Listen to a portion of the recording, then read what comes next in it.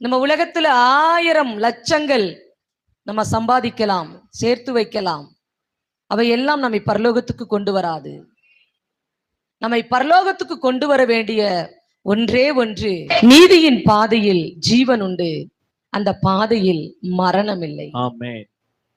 நாம் நீதியின் பாதையில நடக்கிற பொழுது நாம் நித்திய ஜீவனை சுதந்திரிக்க முடியும். நீதியின் பாதை என்பது என்ன அப்படின்னு பார்த்தா, நேர்மையான வழியில போறதுதான் நீதியின் பாதை. செகேயு பாவியாய் இருந்தாலும் அவர் நீதியாய் வந்தார். இயேசு கிறிஸ்து வந்தவுடனே அவர் சொன்னார், யாரிடமாவது நான் அநியாயமாய் வாங்கினது உண்டானால் நான் திரும்ப என்ன பண்ணிடுறேன், நான் நாளத்தனையா கொடுத்துறேன். அநியாயமா வாங்கிட்ட நாளத்தனையா கொடுத்துறேன் அப்படின்ட்டார். நீதி, அவர் நீதியை நிறைவேற்றினார். ஆமென். அதனாலதான் ரட்சிப்பு வந்தது.